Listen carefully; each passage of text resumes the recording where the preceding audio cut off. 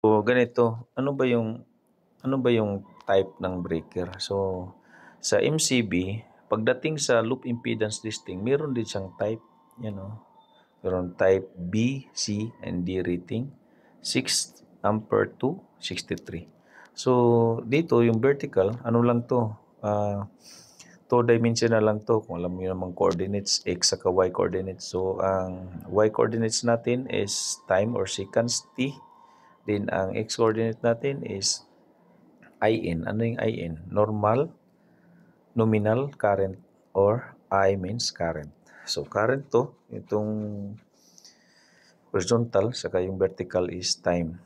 So, BCD, type ng breaker. Mayroon siyang multiplier, 3. So, ibig sabihin ng multiplier, halimbawa, mag-assume tayo, 10 amps. So, kung 10 amps ka, ang multiplier mo sa breaker pag B, 3 to 5. So, 3 times 10, so 30. Parang ganun lang yun. So, ito yung curve niya, TCC, o time current curves. So, meron siyang nakapula, nakita nyo, meron siyang 0.4 seconds saka 5 seconds. Ito yung discrimination time na pagdating mo sa loop impedance test. So, dapat pagdating dyan, meron na siyang makuha na value. So, itong dalawang column na to, unang column, ito yung 0.4 seconds saka 5 seconds. So, kalimutan mo na yung 5 seconds. Dito sa 0.4 seconds. So, C-curve. Ibig sabihin, type C curve dito tayo nakapokus. Kasi ang breaker natin, C10. So, ibig sabihin, type C na curve. So, 10 amperes. So, 2.4. So, 2.4 lang talaga siya. Samantalang yung mga reading dito, tulad yan, sana yun, 2.4. O, konti lang. Ito. Pasado yung iba. Pero meron silang yan, pasado. Masa yung iba dito. Yan o.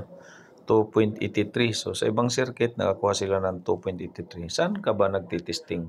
Doon sa pinaka-last point ng mga circuits. So, kung saan yung pinaka-last, doon kayo mag-conduct ng loop impedance. Hindi na kailangan na kandakin nyo lahat ng saksakan. Doon kayo sa pinaka-farthest point. Para makuha talaga kung mayroon siyang loose connection. So, ganun lang yun. Tapos yung the rest na points, polarity na lang. Kaya mayroong ganito. Polarity na lang dyan para tama yung polarity. Pero yung loop impedance, huwag na. Hindi na kailangan dyan. Pero kung gusto nyo mag-enjoy, check nyo. Pero para sa akin, hindi na kailangan yan. So, ayan dapat ganyan lang. 0.48 Dapat ganyan lang. Mababa lang talaga reading. So, ito yung reading ko doon sa kabila nung tinisting ko. Dapat ganito yung network nyo makukuha. Yung network, yung tinatawag na GDE or impedance external. So, yung sa labas yung network yan.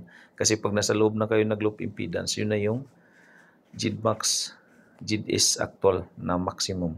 Kasi merong ni-recommend nga ng manufacturer or sa breaker recommendation, ito.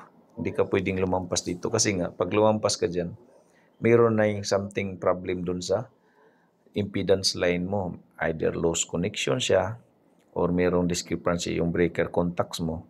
Kaya pagdating sa fault, magkaroon ka ng fault condition. Halimbawa, nasagi mo yung wire, line to ground, nag-spark.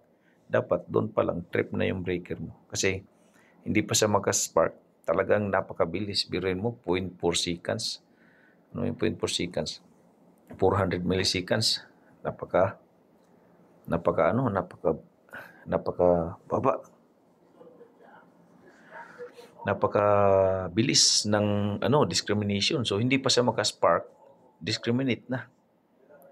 Or meron din tayo sa RCD, maliban sa meron pa tayong tinatawag na sa direct human contact, itong 30 milliamps. So, mag-residual test ka rin dyan. Meron kadalasan dyan, ang discrimination, mag-start dyan sa 5 milliseconds. Napaka-quick. 5 milliseconds to 40 milliseconds. Dito makita din natin sa yan. Sa RCD naman yun. Okay. So, meron siyang mga trip ring na kailangan. Halimbawa, masyado naman siyang sensitive. So, pag masyado namang sensitive, nagkaroon siya ng nuisance tripping. So, pag nagkaroon ng nuisance tripping yung breaker mo, hindi ka na rin makapag-on. Konting load lang, hindi pa ano. Kaya pag masyadong sensitive, nuisance tripping naman yun. Kaya dapat pasok ka dun sa tinatawag na trip ring o range ng tripping. Halimbawa, 5 milliseconds to 40, dapat within ka lang dyan. Pag lumampas ka naman, hindi na rin maganda yun. Kasi pag lumampas ka naman, halimbawa, nakuryente ka na, talagang mapipil mo yung kuryente kasi hindi pa siya nag-trip, talaga nakuryente ka na. Dapat doon pa lang, pagsagi mo pa lang, half cycle lang, trip na siya. Ganon yun.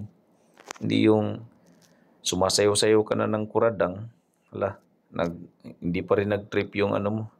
Kaya mahirap sa Pinas. Mahirap sa Pinas. Walang testing, puro lang visual. Ang visual kasi, wala tayong makukuha dyan sa visual. Dapat mechanical, visual, saka electrical test tayo. Meron tayong mechanical test, titingnan mo kung walang maluwag. Kaya mechanical check. Visual check, titingnan mong breaker, tama ba yung size, tama ba yung drawing, size ng kable. Kasi pag undersize yung kable mo, wala ring mangyayaring tripping dyan. Tulad ng diniscuss ko nung nakaraan. Pag undersize ang breaker, nasa unprotected zone ka. So pag nagkaroon ng fault dahil sa nasagi ba o naputol yung wire o nagdikit line to line nga, nagkaroon ng fault, spark yung cable mo dahil hindi maka-withstand yung cable mo ng malakas na kuryente, sunog yung cable mo. Hindi nag-trip yung breaker. Ganon yun. Ganon lang yung dapat yung kable mo na ang damage curve ng kable mo is more than kahit 25% doon sa tripping curve ng breaker mo. Ganon yun. Yung mga earthing nga nila, so sablay-sablay. Dami kong comment dito. Kaya hindi matapos-tapos. Ito nga, nag-testing ako doon. Nagpa-trip test ako ng breaker. Diba? Kasi pag mga breaker testing talaga, dito ako nag-attend. Yung mga ganun.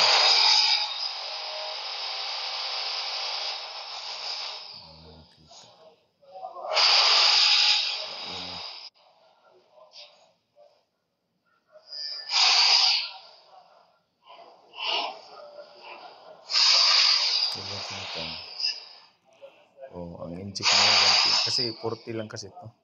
So 40, trip na. So ilan? 96 seconds.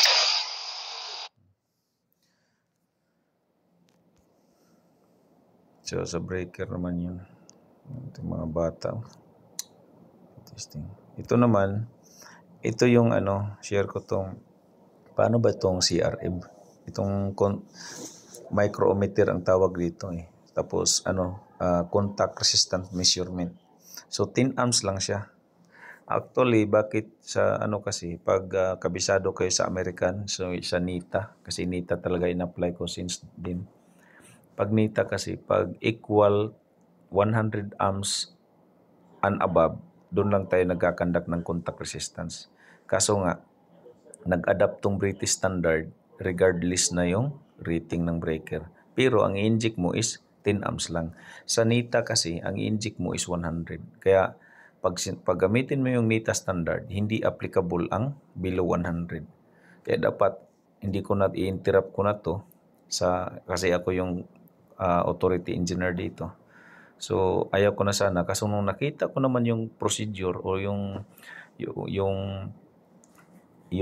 standard nila na ginamit, dalawang standard, British saka American. Kaya nangyari, in-apply ko na to lahat. Bahala na sila dyan.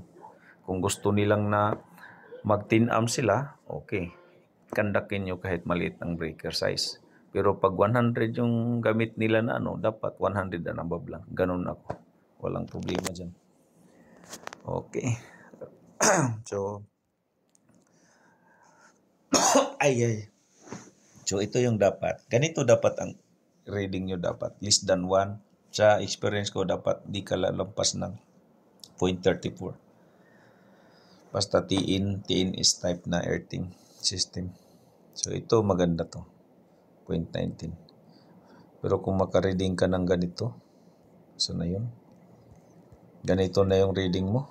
Nako, magdagdag ka talaga ng earthing. Hindi ito pwede.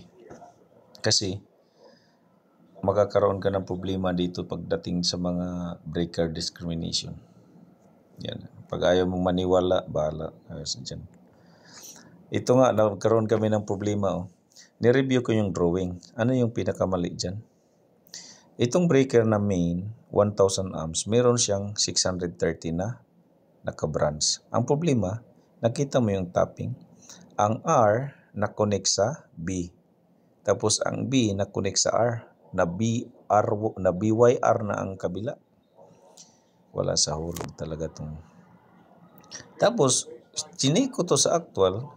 Talagang pareho. Yan Kitang-kita Yung RYB, yung B, kinunik talaga sa R. Sa ilalim to. Asan yung Asan yung bus bar nito? Sinilip ko pa nga yung bus bar nito Yan Ang R, ang RYB, ang R, connect dito sa bus bar B. Grabe yung kagawa nito. Kaya magaling, believe ako dito sa manufacture. Talagang sinunod niya yung drawing na mali. Mali talaga dyan ang drawing, Mali ang drawing. Ang R na-connect sa B. Kasi RYB naman tayo RYB. Dito, ang Y, center man. So, okay. Ito, niremark ko, sabi ko, huwag nyo nang baklasin yung bus bar kasi manufactured yan. Pag na-temper natin yan, mahirapan tayo. Hayaan mo na. I-sleeve mo na lang to. Kaya ang ginawa ni nag-sin yata siya ng in-sleeve niya. Asan na yung? Yan yan ang nangyari. So, BYR na. Di ba? Sinunod natin sinunod niya yung ito na. Sinunod na to. Yan BYR. Sabi ko, sige, hayaan mo na. Kalas.